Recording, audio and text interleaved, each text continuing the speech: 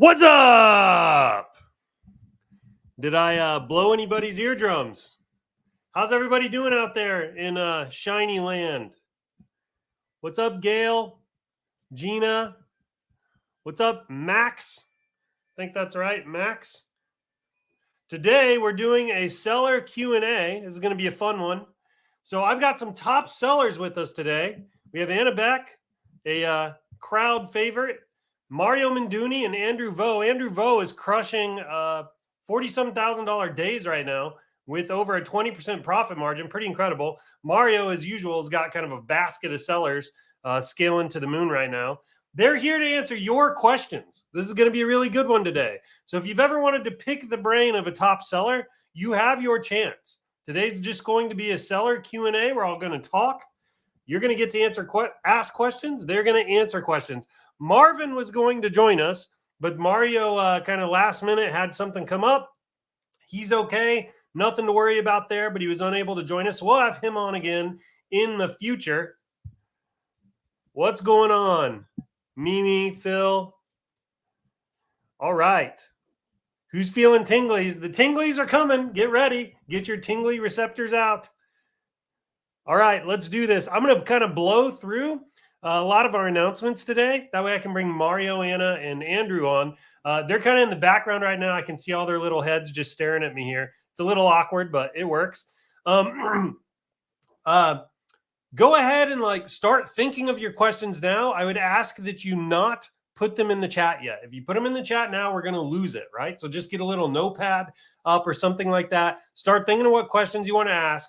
I'm going to pull them on after the announcements, which are shortened this week, and then we'll get right into the Q&A. All right. You know how we like to kick things off around here. There's never a Friday that's right without the Digital Marketer's Toast, okay? The Digital Marketer's Toast. Getting ready for those tinglies I was talking about. Get ready for some sales to start coming into your Shopify store. Get ready for your CPMs to go down. The Digital Marketer's Toast is magical, and we enjoy doing it every week. Are you ready? Raise up your glasses, mugs, bottles, and flasks, and join me now for the Digital Marketer's Toast. Here's to more conversions, more cash, cheap CPMs, and lower CACs, higher CTRs, much higher CVRs to enabled ad accounts and big bank accounts, upsells, downsells, and cross-sells, to winning products and repeat sales, to the thing that everybody knows, the riches are in the niches, but also your email flows. Are you ready? Cheers, everybody. Drink up. Ah, there we go. That's what I'm talking about. You know it's magical. We got some jingly tinglies going on. Bright and blessed morning, beautiful people. Well, welcome, Raquel. Glad to have you. Oh, yeah. Cheers, everybody. And may the cha-chings be with you. I kind of like that. I might have to steal that. We'll see. Matt, speaking of Matt, have you left us a review yet on the Shopify app? Every week, I'm going to hound you about that until you let me know you've left a review. Apps.shopify.com. Look for ShineOn. Leave us a review, Matt. I'm not coercing or making you feel guilty here in case anybody from Shopify is watching. I'm just asking, please leave us an honest review, would you? All right, let's go. Do me a favor. Look at this. He's done it. Way to be. Okay, I'm going to stop. I'll back off, buddy. You're off the hook. All right, do me a favor. Like the post. Drop some emojis in the post. Some thumbs up. Whatever you like. Go ahead and put it in here. Let Anna, Mario, and Andrew know how much you appreciate having them on because they are taking time out of their day. Anna's taking time out of her evening to be with us. So let them know how much you appreciate it. Swag winners this week. We have Banu, finally first sale with the ShineOn Challenge. The rocket is turned on, but it's too late in Q4. This is not the end of mine. Yeah, so you have the rest of Q4, which, by the way, you can we have like 3 days of selling left. If you have expedited shipping on, you can still make a ton of sales in 3 days. I mean, seriously, you can make some money still. I would not give up by any means. And then we have Valentine's Day literally right around the corner. So congratulations. Thanks for sharing. You got some swag coming your way. Carlo, Adrian, Cannon. So this was kind of a neat one. Joined the 14-day challenge October 23rd, devoured the info, took action, boom. Here's my results so far. This was November 19th, okay? November 19th, $574 in revenue. $574 in revenue. Then again, so this was just like a day or two ago. I'm back. Second post. The first post was when I made a few sales. Signed up for the 14-day challenge around the 4th week, October this year. I took action right away. Burned a lot of money setting everything up, testing new designs. Just made 114 sales. Should have posted yesterday when I hit the 100th. Thank you, ShineOn, for the amazing opportunity. Look at that, $8,500 in sales. Look at that. All from the challenge. All from the challenge. We're going to talk about that in just a second. Thanks for sharing, Carlo. You have got some swag coming your way. Phil Henderson, who is here in the chat. I've seen Phil speak up a number of times now. I think he was dancing a second ago. Man, I should have pitched myself for some swag when I got back on the horse in October. I never anticipated this would happen. This is down to the 14-day challenge and this amazing community. 2023 will be even sweeter and more profitable. $10,000 in revenue here, $5,600 in profit. Congratulations, Phil. That's absolutely amazing. We have Sharon here, made it past 100 items sold. Can't wait to see what 2023 brings. Almost $10,000 in revenue. Pretty incredible. Thanks for sharing, Sharon. Then Elias is crushing it. Great way to end the year. Just consistency and never giving up. As anybody around here knows, we're big proponents of not quitting, never giving up. If you don't give up for long enough, you win. We believe that wholeheartedly. The start wasn't easy last year, and with the help of ShineOn coaching led by Kirsta and group members, with a few important snippets from all the coaches out there in the ShineOn community, I've been able to grow tremendously. This is almost 90% of one product in pure Facebook ads. Thank you, ShineOn. $300,000 in revenue from October 1st. Absolutely incredible. Look at the scale here as we kind of get through mid-November. This is when things really pick up for Christmas. Absolutely amazing. Great job, Elias. You've got some swag coming your way. If you want some swag every week, we grab 2 to 5 posts. If we feature them here, we'll send you a discount code for our swag store. You can get really cool. You can get really cool stuff. I'm a huge fan of this hoodie that I'm wearing. I've been wearing this for like 3 weeks now. I probably need to wash it. You've got hats in there. You got T-shirts. There are backpacks. There's mouse pads. There's everything you can imagine in the swag store. It's really cool. So if you drop a value post here, a milestone, a screenshot, testimonial, anything like that, if we feature it, we'll send you a discount code for swag. All right, latest news. I'm going to blow through this. Priority shipping. This is very important. I want to spend just a minute talking about it. Make sure you have this turned on. Today is the last day for standard shipping, okay? So any order that's paid for, this is very important, paid for by 11:59 p.m. Eastern time tonight will go out tomorrow in time for USPS's guaranteed Christmas delivery, right? So very important. I'm going to repeat that. Any order paid for by 11:59 p.m. Eastern time tonight will go out in time for USPS's guaranteed Christmas delivery. Okay, very important. You have to make sure that's paid for. Okay, so that means you're going to have to go into the app, and you're likely going to have to manually push a payment. If you're somebody that's scaling, you're going to have to manually push payment at like 11:58 p.m. or something like that to really make sure you get it in. Okay, if you don't know how to do that, keep your eye on your email. We're going to be sending 2 emails today. Both of those emails are going to contain a link to a knowledge base article that will show you how to manually push payments, okay? So if you don't know how to do it, watch your email. We're sending out a link on exactly how to do that. After today, Saturday and Sunday, you can still sell. You're going to get 2 extra days of selling, but you have to have expedited or priority shipping turned on. Expedited, priority shipping, it's the same thing. You have to have that turned on if you want to sell Saturday and Sunday. Make sure you go turn that on. What you're looking at here on the right-hand side of the screen is a post that Tammy put up. You can go find this post by looking in the featured section of the group, and she's got a link right here to the knowledge base article on how to set up expedited and priority shipping. Also, in those emails we're sending out in a little bit, they will also contain links on how to do this. So make sure you go set this up. Very important. You can charge. I think we charge $9.95 right now. It's kind of an introductory price for expedited shipping. It's going to go up just a hair as we move into next year. You can probably charge $9.95 and break even. You can charge $12.95, make a few extra bucks. You can charge $14.95 or even $19.95 on expedited shipping and make some serious profit here. Make sure you go turn this on. Looks like Tammy here just dropped a link in the chat on how to do this. Click the link. Make sure you go do this. Do not delay. If you are scaling, this could represent 4, 5, 6 figures of revenue for you over the next 2 days, depending on how hard you're scaling. So pretty incredible. All right. Shipping cutoffs. I think I kind of covered this. 11:59 p.m. Eastern time tonight on message card items. And then priority shipping is 11:59 p.m. Eastern on the 18th, which is Sunday. Okay. It's 2 extra days of selling. Go turn priority or expedited shipping on. Okay. We have a little note here from Gail. I'm at $14.95. Customers pay it. I know Andrew is selling it for higher. I know that Kirsta is selling it, I think, for $19.95. I've had it on good authority that there's somebody in the group that's charged up to $50 before. So they got closer to the shipping cutoff and they actually sold it. I don't know that I recommend that, but my point is people will buy it, right? That's kind of the takeaway.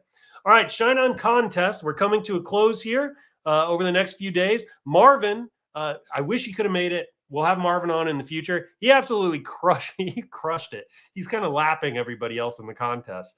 16,000 sales since October 1st. He is just a complete rock star. So we're going to have him on in the future. Elias, 5,300 sales. Congratulations, Elias. That's amazing. Washington helps, 4,400 sales. Great job. Matt Ba, way to be. He's in the chat. Matt, if you would like to join us, let me send you a link here real quick. If you want to join us, don't feel obligated. You can pop in here and I will put you on the panel. Let me do that kind of on the side. Hang on, this will take me 1 second. Where's Matt? There he is. Look in Facebook Messenger, buddy, if you'd like to join us. So yeah, Matt here, 3,900 sales. Pretty amazing. Gary Contreras, 3,300. A. Joseph, 3,600. Lindsay Cash. We know Lindsay from last year. Pretty amazing. 2,300 sales and so on. Go check ShineOnContest.com if you want to look at the leaderboard. Pretty fun stuff here. But Marvin's definitely got some bragging rights, I think. The ShineOn Challenge. I'm going to spend 30 seconds on this. It's a 14-day challenge. It's designed to take you from never having done any of this before to getting your first sale. We just pulled data down this morning. It was looking at the latest kind of cohort of people that went through the challenge. Of the people that went through the challenge, this is not an exaggeration. In fact, I'm going to lower the number just because you're not going to believe me if I tell you the actual number. Over 90% of the people that finished the challenge got their first sale in the last cohort. Over 90% of the people that completed the challenge got their first sale in the last cohort. If you do complete the challenge, you get a really cool ShineOn Ecom Hero t-shirt that you guys can't really see right now in the screen. You get a really cool t-shirt. I'm kind of sporting it today. Go check it out. It's $47. Very low risk. If you make a sale during the challenge period, you can get your money back. You can roll that into something else ShineOn offers. It's a very low risk kind of thing. It's $47. I'm sure Mario, Andrew, and Anna, if I had them on the screen here, would attest to the fact that they probably just wished there was a resource like this out there when they started. I can tell you that I did, because there was nothing like the info products out there today when I got into print on demand. So $47, ShineOnChallenge.com if you'd like to look at that. If you feel like you've missed any of our announcements or you want to catch up on the news, go to the featured tab in the Facebook group. Anything we pinned or made an announcement or has been newsworthy, it's all right there for you to go check out. Okay, Mario, Andrew, and Anna, I'm going to pull you on the screen here any second now. So get ready. Get ready. Are you guys ready to have Mario, Anna, and Andrew on? You ready with your questions? Get those questions ready, locked and loaded. All right, I'm going to start pulling you on now. So there's Mario. Don't forget to unmute. Hey, guys. What's up, everybody? How are we doing? Doing great. Glad you're able to join us. Anna, haven't talked to you today. How are you doing? Good. I made it. So what time is it there? It is 5:23. Oh, so it's dinner time. It is dinner time. So my kids are making pizza right now, and it's the first time using the oven. So everybody cross their fingers that my house is not going to get burned down. But you may just cross kind of a threshold here. Maybe they can kind of cook for themselves. That's also what I was thinking. I was like, maybe I'm onto something. Thank you, ShineOn. high risk, high reward, right? That's right. So you're Anna's in Germany right now. Anna's in Germany. I'm American. Just so everyone knows, I am American, but I live in Germany.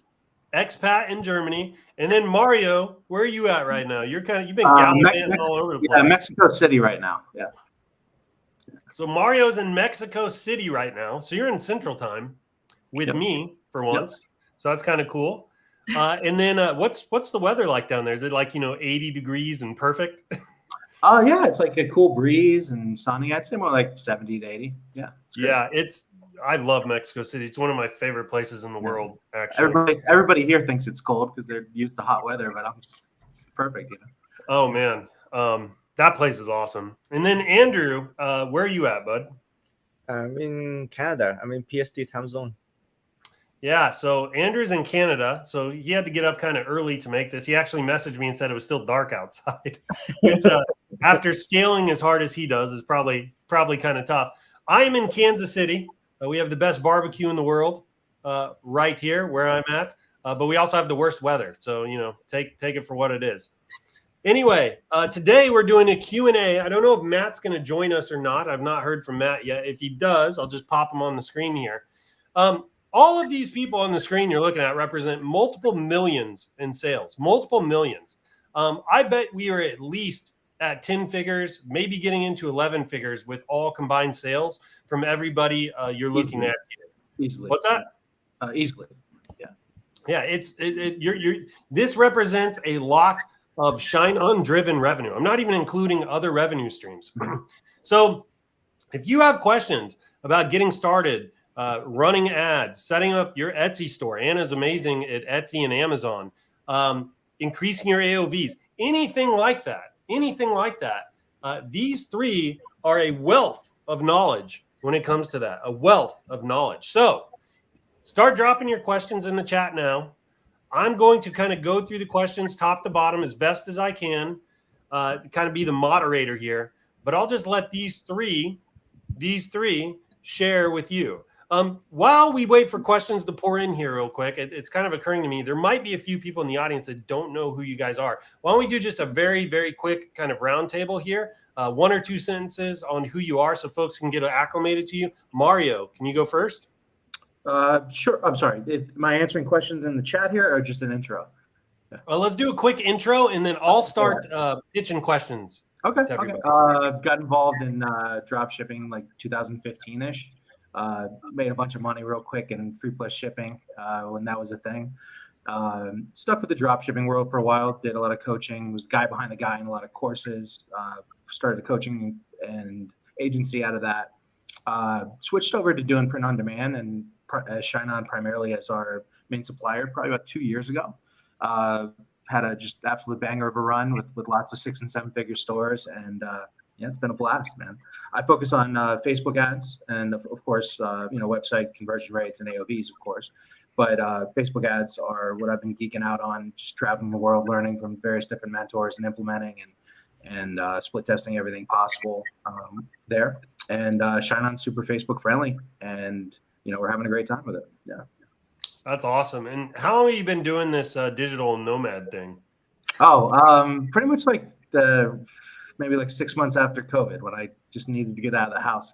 And so I spent time in Europe, the Balkans, Central America, and we'll see what's next. That's awesome.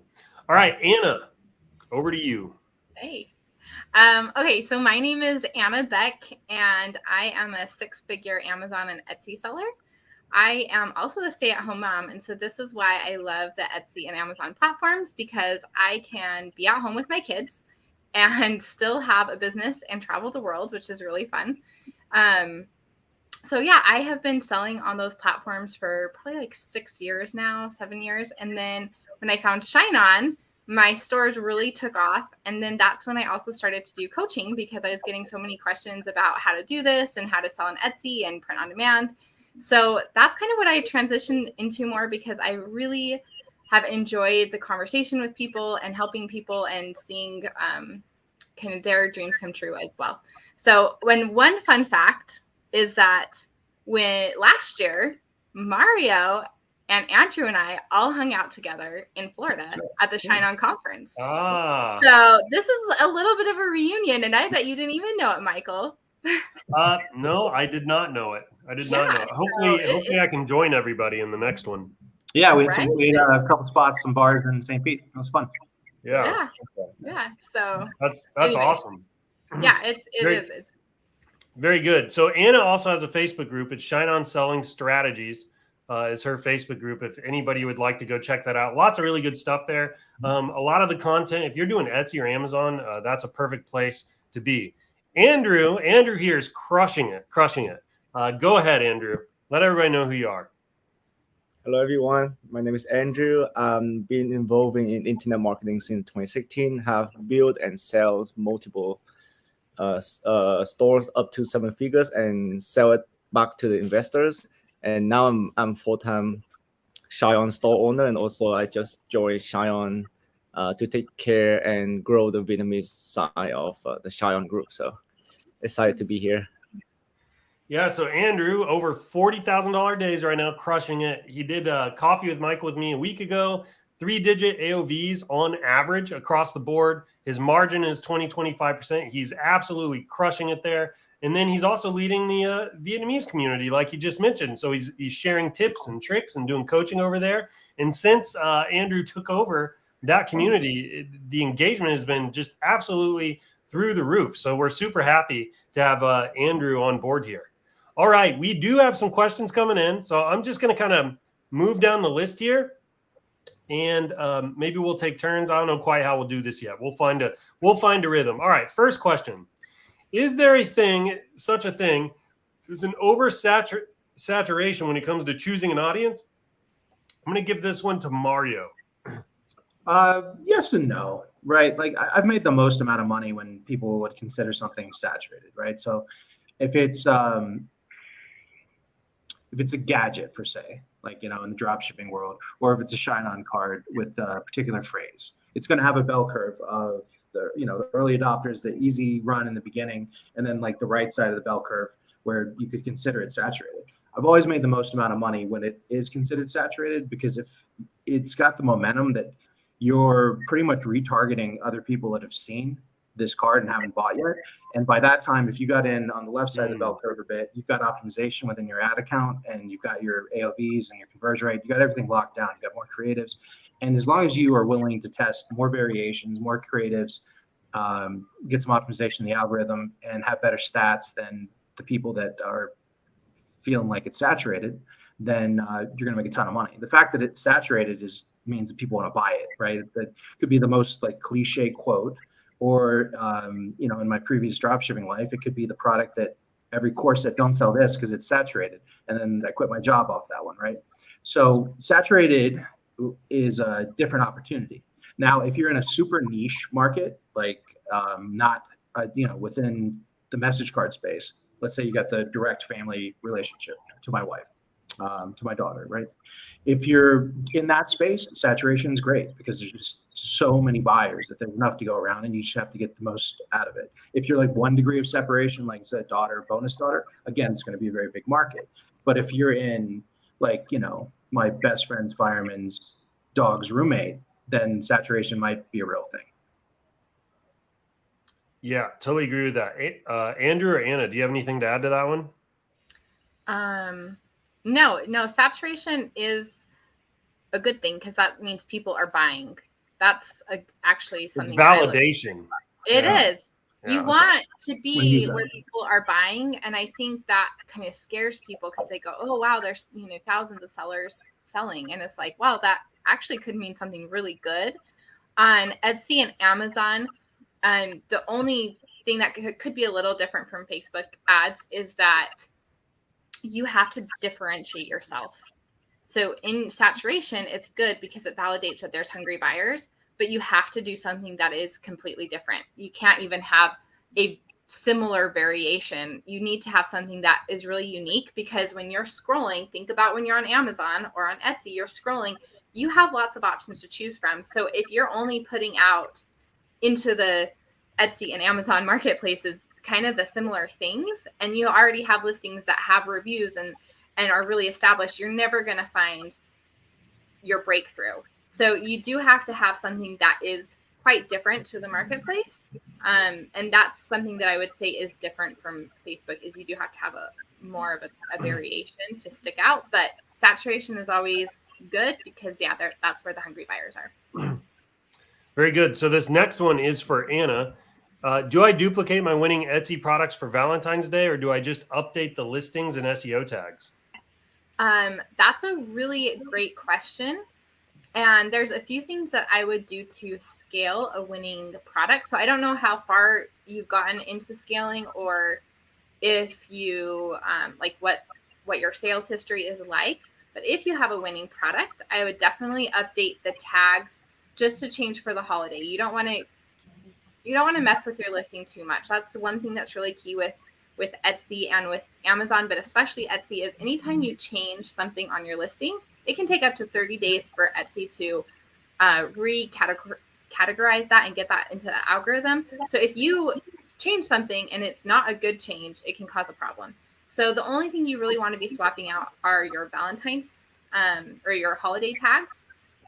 And then if you want to, you can definitely duplicate it. You don't need to go crazy and duplicate 100 unless it's selling like wildfire. Then you could definitely duplicate more. But you don't, even like the products that I have scaled on Etsy, I haven't duplicated them more than 10 times. But you want to be also testing variations of your winning products, because there could be one that is stronger and performs better, but you don't know until you test. And you might want to also try out some different keywords in those new duplications, because if you think about, there's 100 different ways that you can find a product. When you're an Amazon seller, you can actually have like 100 tags. You can have a lot of keywords in a listing, because there are just so many different ways. And the more exact we can be with our keywords, then the better they get ranked. So if with Etsy, because you only have 13 tags, the way that you can add more exact tags or keywords to your listings is by using them in different listings, or duplicating your listings and using different keywords. So that's another way to pull in more traffic that way. So cool. Thanks, Anna. This next one I'm going to give to Andrew here. When testing, do you just use image ads, or do you do the video ads? For me, I'm a big fan of videos. It convert better. I try to use image for both TikTok and Facebook. For me, just not working well. But once I switch to videos, everything just takes off. So for me, always videos. And when making a videos as well, make sure if you're making video for TikTok, make sure you are a TikTok users, so you know how the platform works, how people catch your attention, and try to use the same way to make your videos to stand out and catch your attention. So for me, videos. Yeah, and Andrew, by the way, is a little bit of a TikTok expert. He's got kind of a profile on the side that he's built up to several thousand followers in just a very short amount of time. So at any rate, yeah, thank you, Andrew. Appreciate that. All right, next. What are the latest trends for text alignment on message cards? It's a little bit of a interesting question. I'll maybe throw it over to Mario. I think I can kind of jump in here too if we need to here. Oh, so you can kind of like the layout of the prose and the design? I think so. I think that's what we're asking. We always do well with the left, right, and then the closing paragraph. Like let's say there's three, romantic sentiments, or two romantic sentiments and a close. It sort of makes it really easy to read through. Certainly for just testing, and sort of segue from Andrew's answer, let's say you want to test a whole bunch of phrases and a whole bunch of variations of the design with picture ads. So you can do it really quick, and then you're going to move your best one to video. I think that's a great way to approach it. You want a super legible layout that they're going to have no problem reading through the card. Whereas in the video, if you're reading or have somebody reading the quote, then the delivery of the person reading can carry various different design layouts. So we like to start testing with that standard left, right, bottom paragraph, because it really breaks up the phrases nicely. And then if something shows a sign of life, then you can, test a whole bunch of different variations based on what you're seeing out there, or really any ideas that you have. Cool. Thank you, Mario. For anybody just joining us, we're doing a seller Q&A.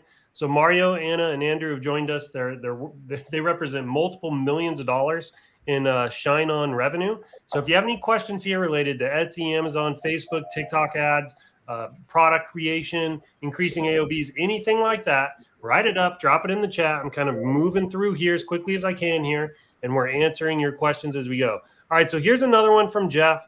What are some tips to avoid banner blindness in crowded niches? So I'm going to break this one up. I think we'll do Facebook over to Mario. We'll do TikTok to Andrew, and then Etsy and Amazon to Anna.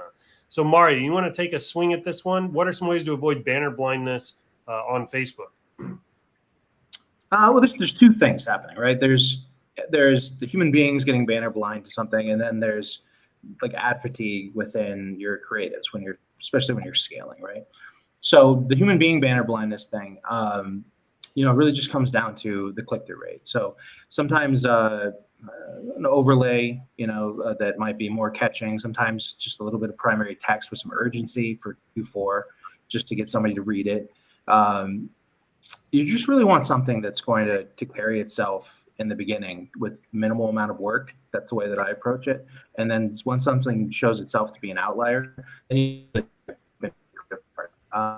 videos like Andrew said, here cross-platform. Whereas last year we scaled with a lot of pictures. Although we do have people at pretty massive scale with pictures as well. They had to really work hard with like way more variations to get that. And like in particular cases, sometimes like a black background with a white text and a third opposing text that might not be the most visually appealing card is going to be the one that gets like let's say in the husband and wife space. We've had multiple 6 and 7 figure runs where the card was kind of ugly, right? And it was really just that as a married guy was scrolling through Facebook, they very quickly realized that this gift pertained to them. It was to their wife, and it was from their husband. And the goofier, bigger font and the weird color combination was just enough to get that click-through rate up 30% or so, which is what it took to get the whole conversion rate and AOV and the whole funnel to work. And then bam, you can scale, right? And so it's just those little kind of things to get that click-through rate up for sure. Yeah, and the real takeaway there is you never stop testing. When it comes to this, because it's probably going to be a different thing for a different audience, right? Yeah. So Andrew, how do you do it on TikTok? Yeah, for sure. So videos, even though it's maybe harder to make, but I always separate them into 3 to 4 sections. In order to mass production for videos, or myself and everyone, I recommend it just to change the first 3 to 5 seconds, and that's how you can mass product videos. Change the way how you approach in the first few seconds, because it's very important. If people stay in the first few seconds, they will stay to the rest of the videos. So maybe some different angles, some different background. Just like last year when Jim doing the Christmas videos, they're having the Christmas hat moving around. So that really catch people attention. So that was one of the way to keep people watching, and always try to change the first few seconds. Good. Yeah, so you're saying if you've got a 45-second video or whatever it is, you're saying just change those first 3 to 5 seconds, come up with a bunch of different variations there, and you can leave the rest of the video the same. But you're playing with different hooks to see what makes people stick around and watch the whole thing through to the end. Is that roughly speaking correct? That is exactly right.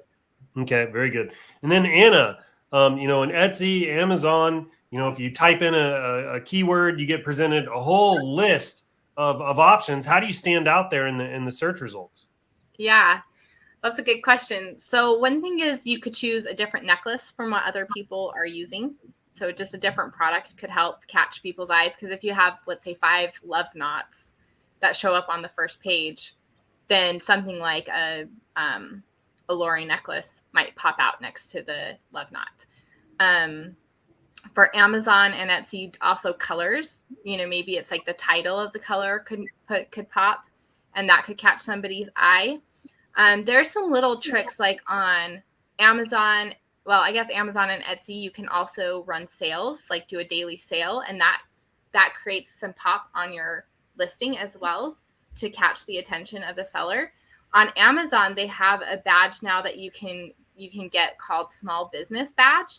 And what it actually does is it expands your space on your listing on Amazon. So it actually looks a little bit bigger compared to the next person.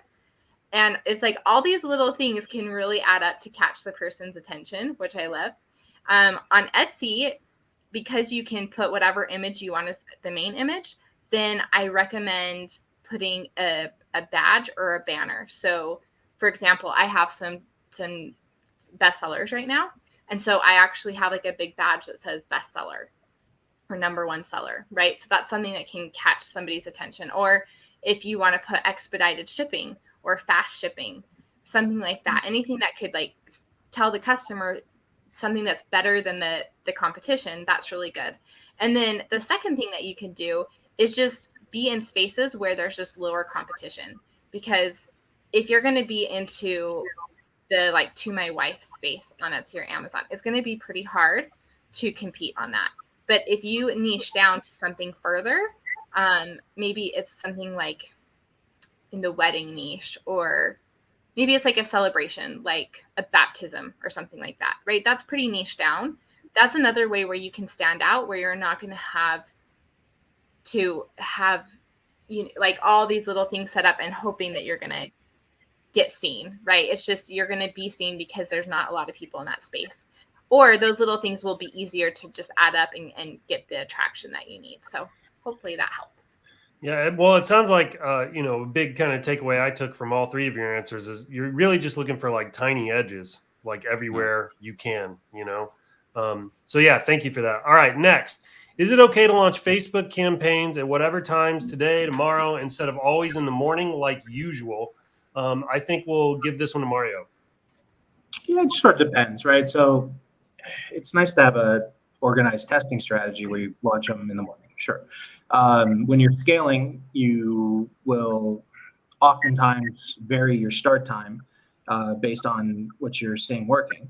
And then if you're, in the heat of Q4 and you have some new ideas, just pop them right up. That said, if you launch something at 11:59, Facebook might just spend the whole budget in 1 second and take all your money for no reason. So, yeah, I mean, just, for the most part, I launch things to launch the next day. But sometimes it makes sense to shoot from the hip or optimize by time of day and even day of week, where you're going to implement one strategy or the other, or even not run ads. Yeah, very good. And I'm going to ask Andrew, what do you do? Andrew, do you launch all your ads at the same time every day, or how do you do it? Yeah, so just like Mario, I want to keep everything simple. I don't want to think about it too much for the launching, but for my launching, I always launch everything the next day. It depends on the season. Sometimes at 3 a.m., sometimes at 6 a.m. And then during the day, I will surf. And during that surfing, if I feel the heat is very, very busy, I'm gonna launch some more during the day. But as the general rule of thumb, I would just keep everything launching at brand new the next day. Yeah, very good. And keep in mind, Andrew's in Pacific time. So when you said like 3 to 6 a.m. is, most of the country, that's 5 to 6 a.m. window, All right. So next, when should you start to scale? Looks like this person wants Mario to answer. Sure. All right. So somebody hits me with that question. I'm going to ask them, how many sales do you have on this product? What's your click-through rate? What's your cost per click? What's your conversion rate on site? What's your average order value? And which niche are you in, right? So in a particular niche, a certain AOV makes sense. It's in line with what can scale. And then there might be another niche where you're going to have to be $20 or $30 higher to compete with everybody else. Conversion rate range can range from successful scales from in the low 2% up to 5% or better.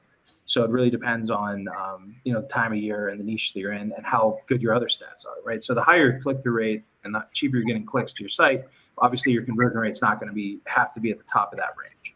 The higher your AOV, the less your conversion rate and your creative are going to have to carry the weight too. So I sort of view it as like, three main dials, like what are you paying for a click and that has to do with your creative usually, and, product to market fit. What's your conversion rate? What's your AOV? And I like to see a data set of like bare minimum of maybe 50 purchases on this. More like I'd like to see, 100 or more purchases. But depending on the time of year, somebody shows me like, a week ago, they showed me 50 purchases, nice click-through rate, nice cost per click, great conversion rate, solid AOV, I'm going to say, send it, because what are you going to do? You go to a high budget scaling strategy that's organized, you're going to risk a couple thousand to potentially make tens of thousands of dollars. And for me, that makes sense too. So the final factor is also time of year, right? So you have to think about when you first go to a scale, like let's say you're hovering in the hundreds or even $1,000 a day, you want to get to 10, 20, 30, 50 and north very quickly. Well, obviously you're going to have to build momentum, test a bunch of variables. There's going to be a learning curve. It's the first time you've scaled. So I have to really look at, all right, we have like a couple weeks ago, all right, we have 15, 18 days of selling. You're probably, if you're going to do some manual bidding, it's going to take you a few days to find your bid points and get the hang of that. If it's like this rule-based strategy I lay out for you with a ton of different ad sets, you're going to have to like rewatch the videos over and over again. Like there's the human learning curve, there's the algorithmic learning curve, you're going to be testing multiple variables as you scale, because now you're pushing data through, you're optimizing your AOV. So short story, if you have enough time to sell for the momentum event, or if it's something evergreen, I want to see that click-through rate in line, cost per click, conversion rate, AOV, that I'm like, and I'll be honest, I'll say you're in the bottom part of what can work. You're going to have to work a little harder than say this other guy in the group or this other girl in the group. And then, or you're in the middle, or hey, your stats look so awesome that there's probably nothing you can do wrong. So it's more of a, let's get as much money as possible out of it. And it's pretty wide, but you're still in the potential profit. It's just going to take more Facebook kung fu. The better your fundamentals are, the kung fu will just be what's the difference between doing 5 grand days and doing 50, right? Yeah. So my short answer to this is, if it's December, you'll know when it's time to scale, right? Like if you're testing, you'll know your data will tell you it's ready, right? There won't be any questions about whether or not you're sitting on a profitable product in December, right? It changes throughout the year, but buying activity is like at an all-time high in December alone. All right. And then also like even break-even products with enough data that can just like, you can be like, all you need to do is tweak your creative. You're like right there. Or all you need to do is why is your AOV so low? Oh, you're not doing a post-purchase sequence? Try this sequence. And then all of a sudden that break-even product with enough data, you're good, bam, and you're ready to scale a couple days later. Yeah, absolutely. All right, next one. I think this one's for Anna. Hey guys, I found some success, or no, maybe not. Hang on. I found some success with POD on Etsy. The product I found success with is for nurses and bought for them as a gift for their family members and friends. My question is, if I decide to start selling on Facebook, how do I find interests of sisters or nurses or moms of nurses, friends of nurses? So yeah, I guess we'll go back to Mario. Mario's kind of popular today. Thanks, guys. Post iOS 14, I just don't focus on niche products. Had some good success in previous years with, I loved the pregnancy niche and drop shipping and with ShineOn. I loved the nurse niche was the low hanging fruit. Other professions were low hanging fruit. It's just all we focused on is either the direct family relationship or one degree of separation now. So people that are having some success with the smaller niches with paid traffic, I'm not the guy to ask for that. Yeah. Andrew, do you have anything you want to add to that? I agree with Mario. Right now, even on Facebook, everything is broad targeting, and the expand interest is auto turn on, right? So it's very not worth it to try to be so niche there. Just go to the family members. It's way worth it. Yeah, very good. Sometimes that influencer marketing could work in these smaller niches. I had a consult call with somebody yesterday that had a few days ago that had a really cool POD brand in general. I had a couple of those in the last couple of days where people had niche POD brands and they were building them up organically. They're building up Facebook group communities and doing viral giveaways. So you could this is one you could get up to thousands of dollars a week, right? So you're very passionate about the nurse niche. You could build a Facebook group community based on nurses, put a bunch of nurse memes in there, probably like some raunchy humor where they can kind of vent, right? And every weekend you can do a viral giveaway where you say, hey, to enter this giveaway, like, comment, share, tag some friends, and you have a chance to win, this swag. And it's and you can then do that on Instagram. You can do that on TikTok, eventually have an email list too. And I've done very well in the beginning of my career for myself and for clients doing this primarily just Facebook to Instagram. And now with the Facebook group feature, you can use that at everyone. And so you could hit them with an at everyone twice a week. Hey, like, make sure to enter. And then you're going to, at some point, naturally get thousands of dollars in organic sales, because sure, you're giving away $50 or $100 in COGS. And then you want to get, so this is a little other trick I would do. So I would say I was giving away, like, say, one thing. I'd end up giving away 3 things. And I would give the one thing up to truly somebody random. Okay. In a viral giveaway. And then I would look through the members that had entered, and I would pick 1 or 2 people that I thought would be like great for UGC creative, and also maybe had a following on social media. So I would always run the contest and I would actually give them something for free, like purely just random person, whatever, random generator. But then I would over deliver strategically. That would give me UGC to run in ads, and it would post and get more organic. And they really fit the perfect avatar that everybody in the group agreed with. So this is really a brand building play, which is something I enjoy, and it's time consuming, but it's time consuming. And so what I focus on now is just, cranking huge numbers to huge audiences and seeing like how high we can get this thing. But I do enjoy, passionate niches. It's just, that's not really what we focus on now to make the most amount of money out of the least amount of time. Yeah, very good. Dig that. All right, this one is for Anna. Did you have something you wanted to add? Well, I was just going to add that on my Shopify store that I have, because it is search engine optimized with good titles, I just this month on my Shopify store, I think I've had like 2,500 in sales, and I've done nothing for it. It's just sitting there, So yeah, you could definitely build out a niche and have a group. I like what Mario's saying, but the point is that when you are optimized from Etsy, you can definitely take those things over to a Shopify store and build more of a community. And that's a great way to handle that type of. If it's something you're truly passionate about, you're going to execute on that. If you're purely out to make money, then stick with broad, right? Okay, there was a question, SEO. That was the question. I need some SEO advice. My store is a ghost town. Oh, I'm so sorry that your store is a ghost town. That is a problem. So I obviously don't know what you are doing, so I can't advise to say what to stop doing and doing more of. But from my experience, people who are not getting views or eyes on their store, it's because, there can be a few things. First is they're not going after niches that have enough traffic.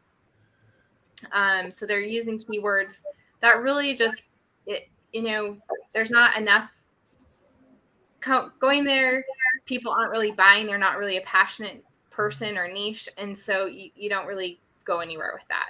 Okay. The next thing is sometimes people just use words that aren't actually being searched for too.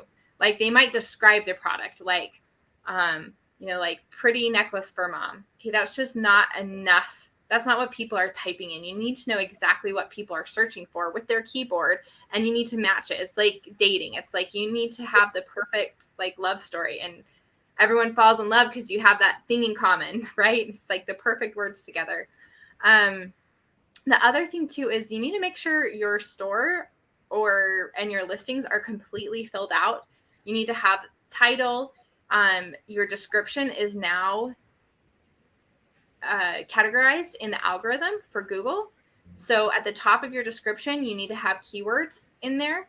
You need to have all of your tags filled out, all 13 tags. Anything else that you can fill out on the listing, like the holidays or the purpose of why a product is used, the materials, those are all keywords that Etsy and Amazon will use when they're indexing your listing. The other thing too that can be really hard is that if your product is not different enough or doesn't really match what people are looking for, it will just die very, very, very quickly. So it is really important that you have something different, and that's really how you can shine and start to get a lot of momentum. But I like to use tools. Insight Factory is kind of one of my new favorite tools that I have found. They make the data so easy to use, and it shows you in 7 days how many products have been selling in a certain niche. It will tell you when a listing was made, And I really like looking at that data because it tells me, is a niche hot? If people are getting sales in the last 7 days and it's like multiples on that front page are getting sales, that means that people are buying there and that they're hungry. And then if I'm seeing that sellers are listing new products within the last year, that also tells me that that product is still, or that niche is still growing, that there's still room for variety, and that the competition is still low. So that is one thing that I would look at, is looking into Insight Factory. There's also other tools I like to use, like Allura and eRank. And you want to just look and see, okay, is my search volume compared to my competition?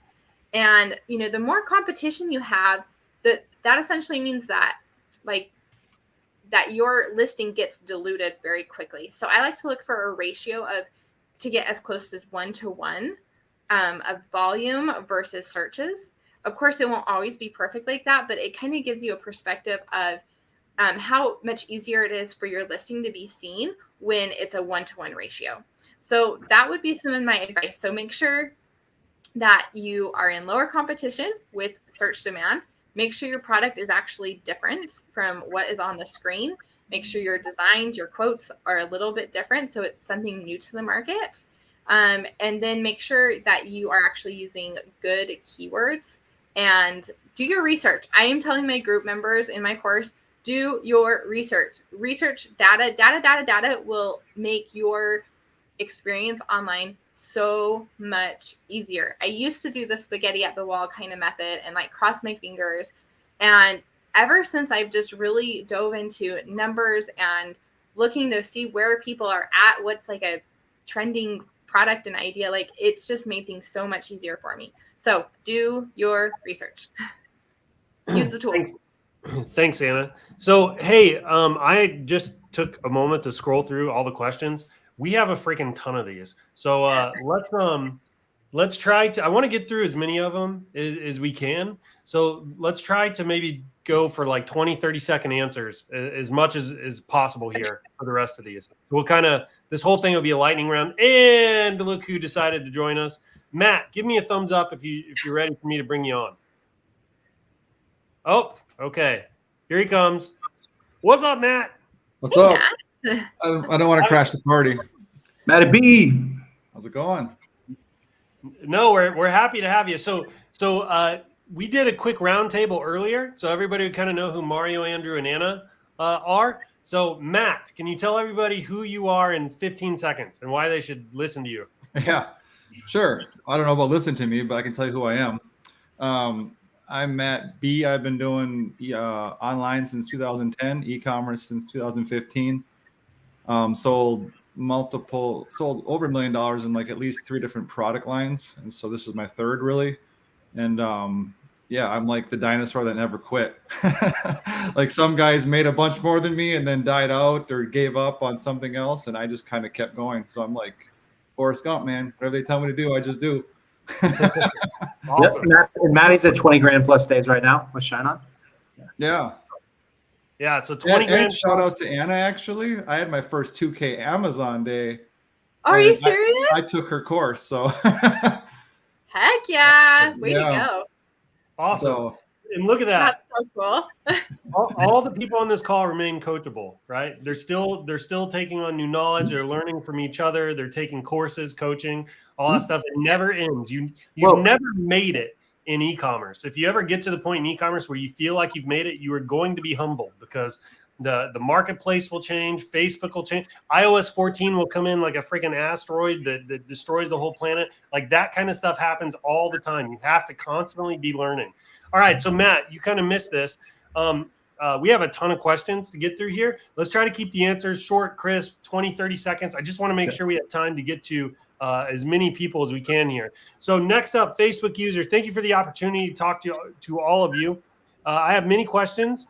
I am selling on Etsy and Shopify. My question is, number 1, what is the best way to present trustworthy stores to the public? So I think this is kind of a branding question, like what does the brand need to look like? What's the product page need to look like? Things like that.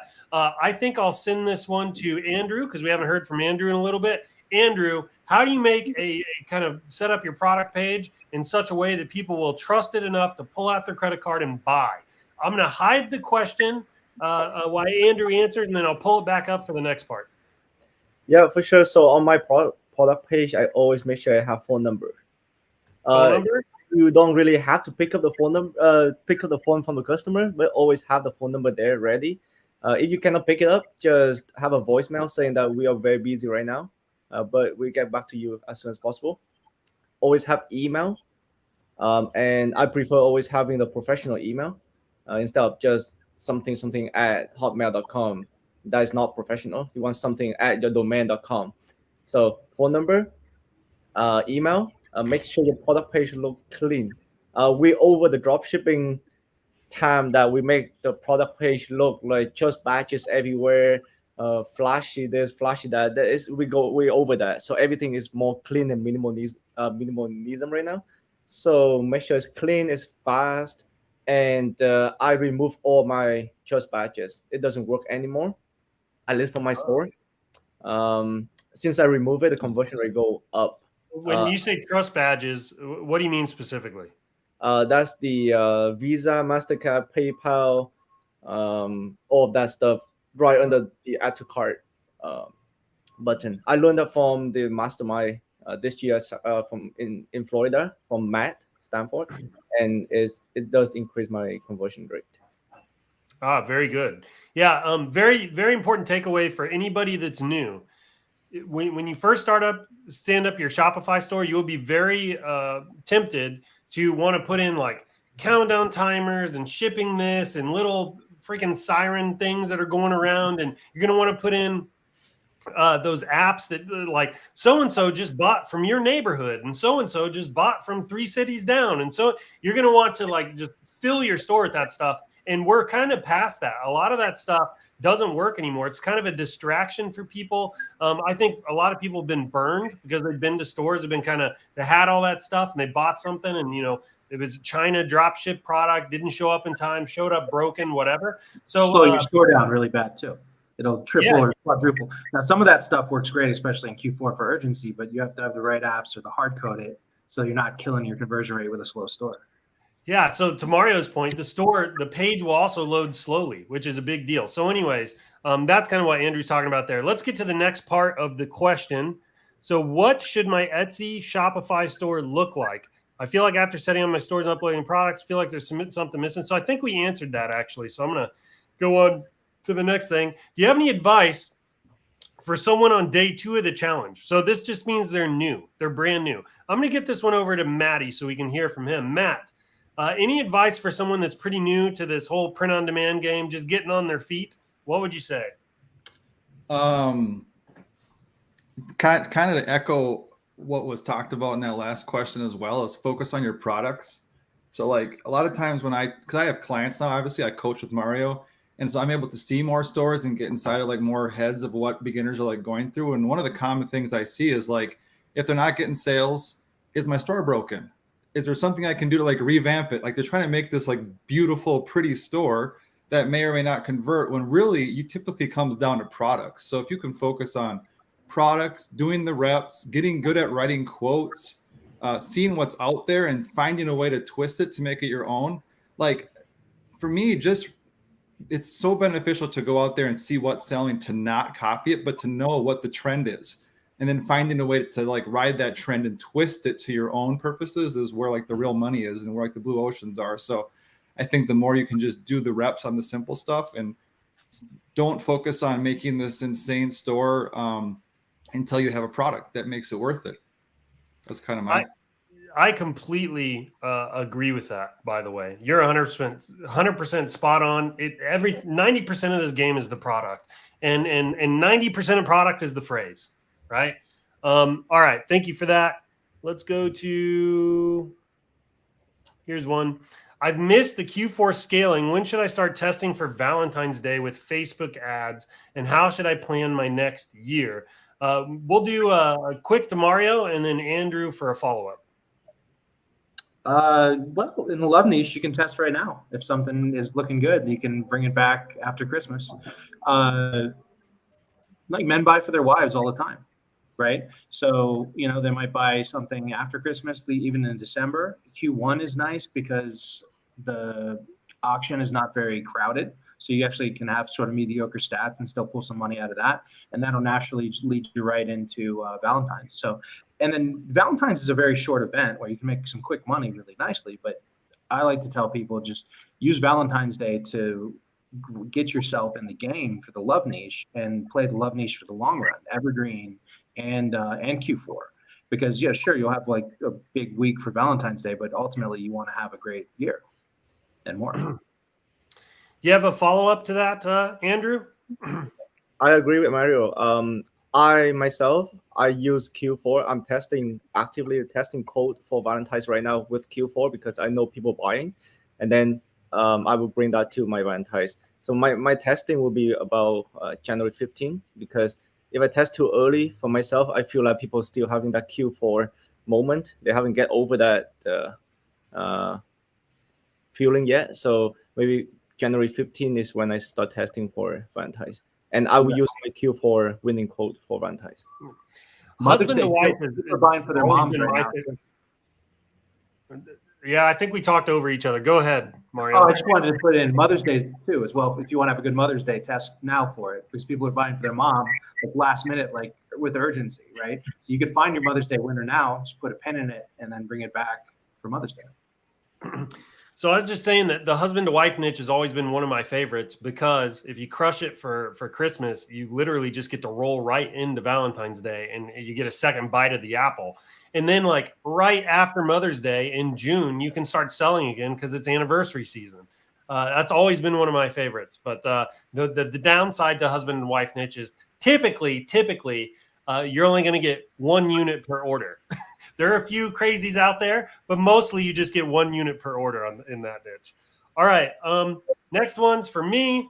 Can you sell in Europe as a non-European seller without a VAT and OSS registered? Will our customers face problems like customs duty? So to date, VAT has been the responsibility of the seller. I'm probably going to be limited actually in what I can say here because I can't really offer legal advice like that. However, I will tell you as we move into next year, we are going to be collecting VAT IDs from sellers. So actually in January, probably the first week, you're going to start seeing a pop-up on your screen if you sell in Europe asking for your VAT ID. It's just something we're doing on our end to make sure our books are all clean from a business perspective. It's good that you're kind of thinking about this because it is important to make sure that you're complying with tax authorities wherever you are selling. Even stateside, some of the rules are getting slightly more complicated because the different states now want to be able to collect sales tax on their online sales and all of that. So it's important that you're kind of thinking about this.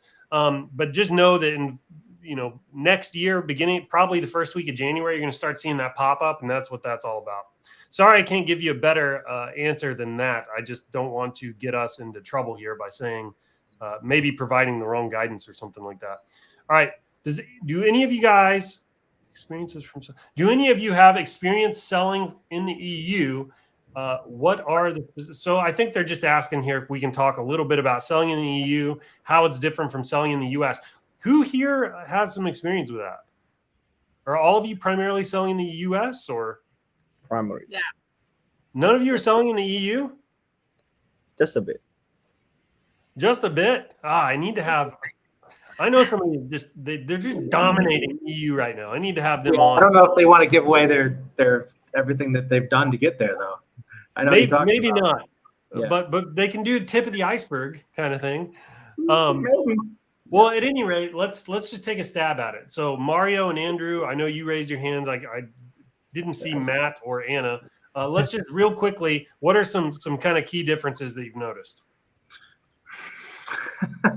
It's a pain. The barrier to entry is a big pain. To be honest, there's so much money in the U.S. Now that said, you can get some cheaper cost per acquisitions if you get your funnels right in the EU and you have some sort of advantage. You probably, to make a bunch of money, you're gonna need a lot of different countries, and you can leverage your winner in multiple languages. There's opportunity there. It's just it's a lot more complicated than sticking with the U.S. Anybody else have anything they want to add to that? That sucks. That I have a little advice. Like, if you really want to sell in EU, just bring your winning code and sell on the UK. all the English speaking, because I brought my winning coin over there. I make sales, make profit. Just not scalable because my store is not set up for EU, but it's the big market over there. I make some profit, so just carry it over. Well, very good. So we have something kind of unique we're going to be launching in the next year that I think is going to blow open the doors on some EU markets. So more to come on that. I don't know. I don't want to talk too much about it right here. Let's get back to some questions.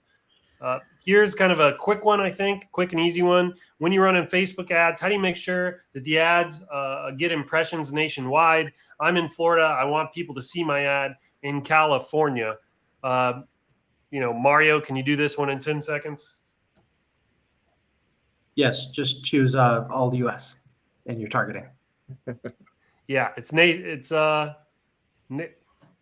what is the actual it's nationwide. What is it? Why is my brain farting? There's a country tab. Just make sure it's United States. Right. So like if I'm in Mexico right now, my ad account might pop up and it might say like Mexico, or if I'm using a agency account from like an Eastern European country or something, it might pop as that country. Just got to make sure I take that country off and put people living in or recently in the United States. Yeah, very good. I'm going to give this one to Anna. Anna, if you need help with this one, just let me know, because it's kind of could be an app question. When you're duplicating a product listing in Etsy, do you do that just in Etsy, or do you also go back and duplicate it in the ShineOn app? Yeah, I know what they're talking about. So what I find is easiest is you take the product that you have, the design, and you just make a completely brand new listing and just copy everything exactly as from the original one. So if you didn't have an integration, it's actually really, really simple. On Etsy, all you have to do is just go to the listing and click edit and then duplicate, and that would be done. But because of the integration, I find it just easier to recreate the exact listing just manually. Very good. Thank you. All right. This will be a fun one. Please share some tips on how to reduce abandoned checkouts. So I think this will be a Matt, Andrew, and Mario question. I'm going to go to Andrew first because he's kind of a whiz kid when it comes to this stuff. Andrew, what do you think? Abandoned cart. So abandoned cart for me is fine because I can recover them pretty well. What ways that I do for recovering them is like messaging. I set my my email funnels and messaging funnels very well, and I just hammer those to customers' face. I know it's annoying. People think it's annoying, but that's how marketing works. I just be on people's face everywhere. 5 minutes later, 10 minutes later, email, text, email, text, email, text. Don't do it too much though. Got in trouble, but I do a lot of. If people abandon, the chance of they getting back to my store is very high. To reduce abandoned checkout, there's many ways for this because it's really how your funnel is set up. If your price is not right, if your store is not trustable, then you need to improve in your the trust score in your store to reduce the abandoned checkout. So we use email and SMS, kind of what I heard. You kind of pound them with that. Are you using Klaviyo for that? I'm not using Klaviyo. It's getting expensive, especially when you're selling ShineOn products. You get so many emails, and Klaviyo charge you based on the emails. They're super expensive, and it's way too expensive. There was one point they charged me $300 a month, and after that I did ask for the refund, and say I'm not even using at all, so just refund me my money. $40,000 days, and this $300 a month is too much. It's too much. What do you use? I can't remember the app in top of my head right now, but it's very unique one. You can pay for lifetime access for $67, and it just sending out emails for abandoned cart. I'll get that over. Yeah. Okay, very cool. Mario or Matt, do you have anything to add to that?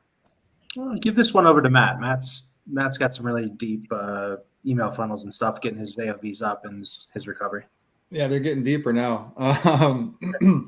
I use Klaviyo. I'm just really meticulous about cleaning my list, both because I want to preserve the quality of my account within Klaviyo, and also I don't want to pay more than I have to. I'm not paying to keep lookers on, and so keeping it clean, making sure that you remove people that don't click or don't open consistently is important.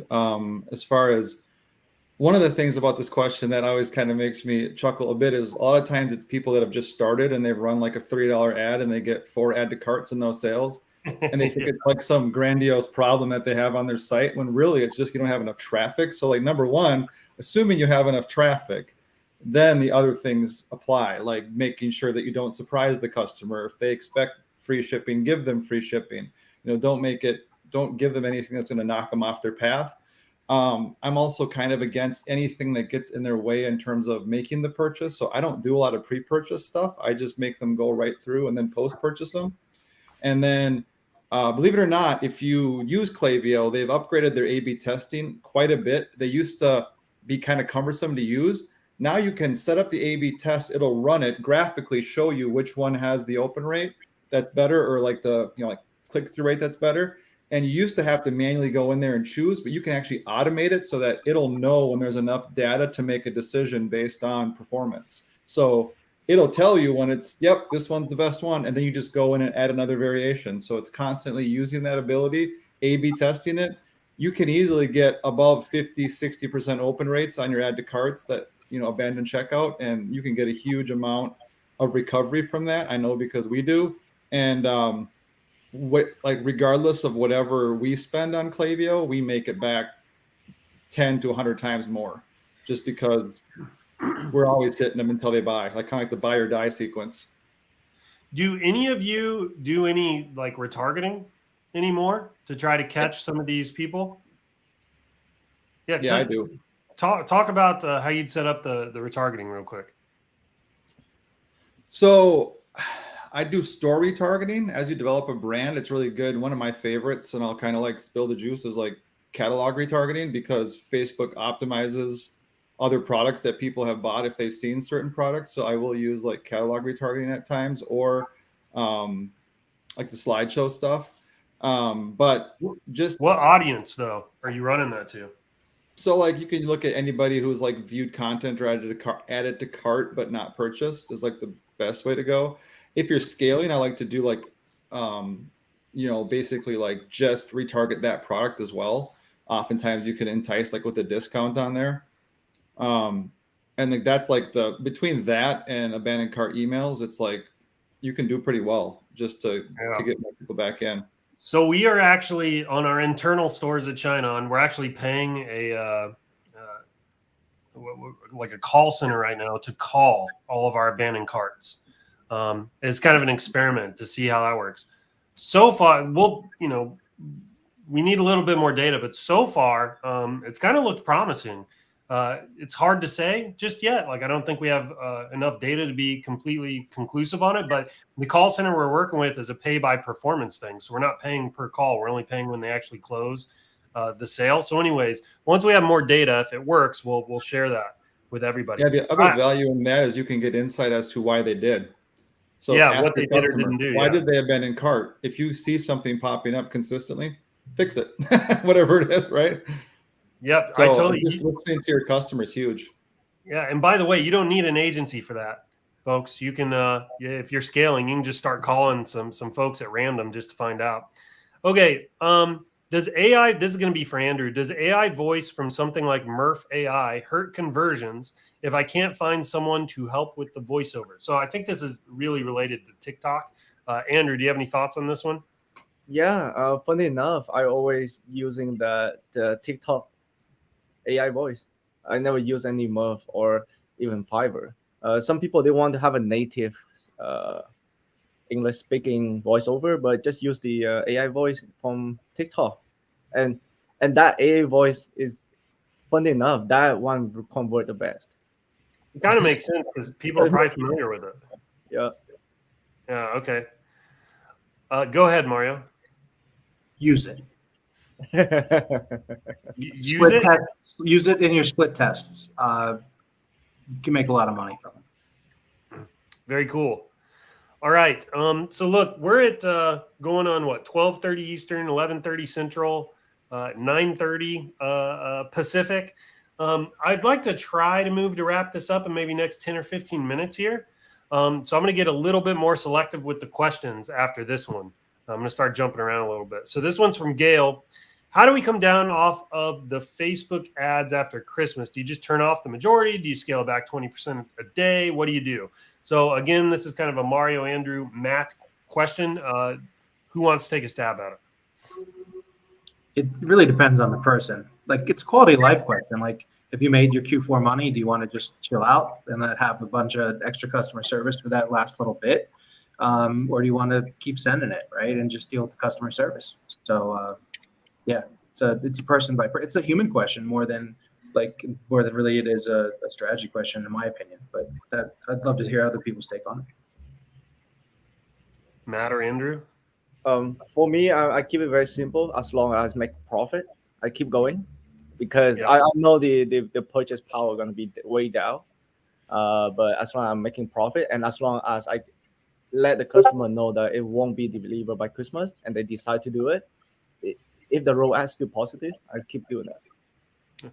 Hey, quick pro tip. Something I've always done is right there in the product description is after the shipping cutoff, I'll change the text to say, first of all, I'll turn on free shipping. I'll charge for shipping up to that time. And then after cutoff, I make it free shipping. And then I'll put in the text, I'll put, it may not arrive by Christmas, but the shipping's on us. And I'll make that bold and red and right at the top of the product description so that everybody kind of sees it. And that's always worked really well for me to kind of convince people to keep purchasing after the shipping cutoff. And it also saves me from people buying it and thinking it's going to get there by Christmas. Because if you buy after the deadline, that's kind of on you. And I kind of make that clear right there in the thing. Matt, do you have anything to add to that one? I agree with Mario and Andrew and you. I think you're probably the reason why I started doing that was like what you're talking about. Keep in mind, you are going to get people that don't read and still complain. It's part of the process. Sure. So that there, there is that caveat. They'll say it wasn't there when I purchased, even though it was, and so you'll get that. But I basically do the same thing. I make sure that I illustrate very explicitly that it will not arrive by Christmas. And then to Andrew's point, I use data to determine how quickly I ratchet it down. If it's still profitable, I'll let it go. And then slowly, typically, it'll taper off and you can kind of adjust your ad spend accordingly. And then for quality of life things, by Christmas, I'm usually like at minimum just letting the engine idle until I fire it back up again afterwards. So yeah, by the way, I've always done the same thing. I kind of, if it's profitable, I leave it going. Now, obviously, you can't continue to scale super hard because there is kind of there is a precipitous kind of dip in sales as you approach Christmas, right? Because you reach this point where everybody's kind of had they've bought their gift already. However, I'll pare back the ads, and like Matt said, I'll kind of let it idle. And as long as I'm making money, I'm good. The other thing that's kind of cool is if you've run enough traffic, if you end up turning off the ads, you'll still get sales for several days. You'll get a few $1,000s a day and pretty high profit sales because you don't have any ad spend to pair with it. So anyways, I wouldn't do a thing where you just completely turn everything off after the shipping cutoff unless it's just not profitable. I'd like to throw a challenge out there. I'd love to see somebody sell a ShineOn product to people that were buying for themselves. My first 5-figure day in e-commerce was Christmas, and it was like an 8 ROAS because I was selling watches. And the auction becomes completely uncrowded. And so if you can buy an impulse buy product that somebody wants for themselves, if you can figure out how to do that with ShineOn, Christmas is like phenomenal day. Well, and the trick, I think, is putting the products in the store as standalone items. And so we have a few products that do that, like the name necklaces, for example, that we just launched. You can put those out there standalones. But very soon we're going to have all of our products you'll be able to put up as a standalone item as well to try to encourage some of those non-gifting related purchases. All right. Let's see here. I just want to make sure that the rest of these are good.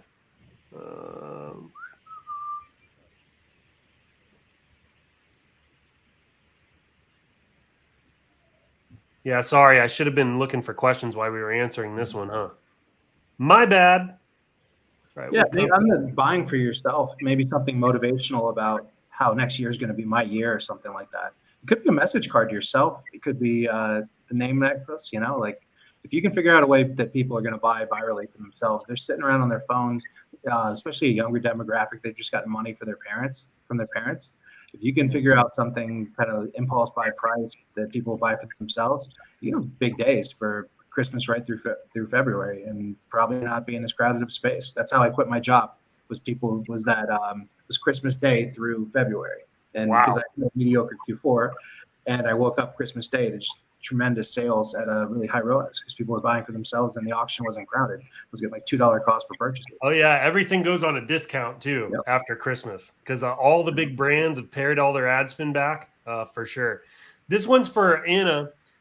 What's your SEO strategy on your Shopify store? And I think one question needs to be asked here is, are you doing SEO on your Shopify store? Are you going after organic sales? Yeah, that's funny because I don't have a strategy. That was just cherry on top to get my sales. So I actually, after seeing my sales organically, it is making me kind of think if I, added just a little of effort in there that it might kind of help my store kind of do better. But essentially, if it's SEO, then what is going to work on Etsy or Amazon will probably work in your Shopify store because people are using those words to search for a product. And if you are a match, then, your store can show up or it will show up on Etsy or Amazon. The thing with Shopify, though, is that you would need to be ranked a little bit. And so you probably would want to do some traffic to your store, either like with Pinterest. Of course, there's ads, but you could do Pinterest. You could start a blog and just have some like how-to articles or gift giving guides or something like that to bring in some traffic. That will help your store get noticed. And then I think that's, if your listings are optimized with SEO, then that's how you can get some organic traffic on your store. So, but I will tell you, every time I've had like a major scaling product, it almost always starts to rank pretty freaking high in Google.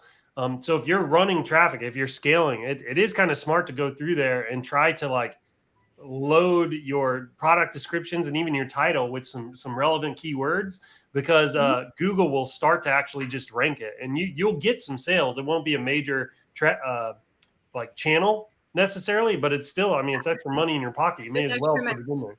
And I know that ShineOn and a lot of e-commerce sellers, we all say like, oh, we want to be millionaires overnight, right? Or at least it can feel that way.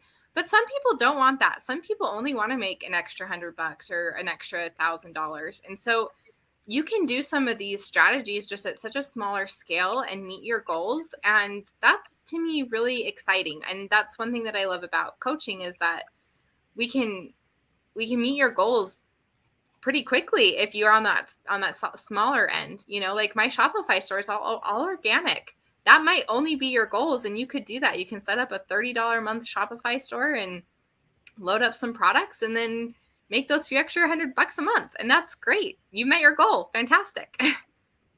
Yeah, totally. So look, I'm kind of going through the questions here. I think we've basically answered most of these. So I think instead what I'm going to do, I'm going to move to kind of wrap this up. Now we do have some slides here for each of you, except Matt. Sorry, Matt.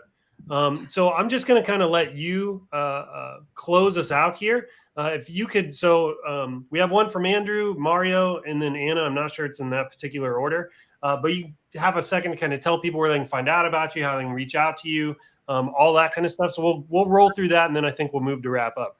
So Andrew, how can people, if people want to hear more from you, how can they do it?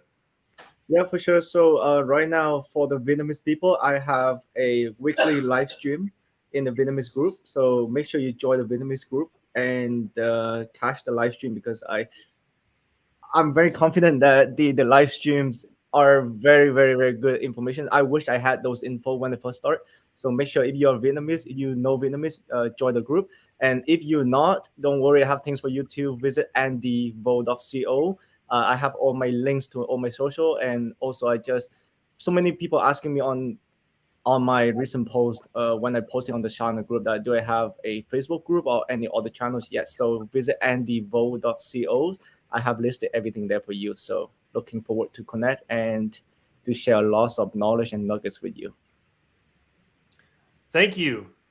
Very good. Anna. Hi.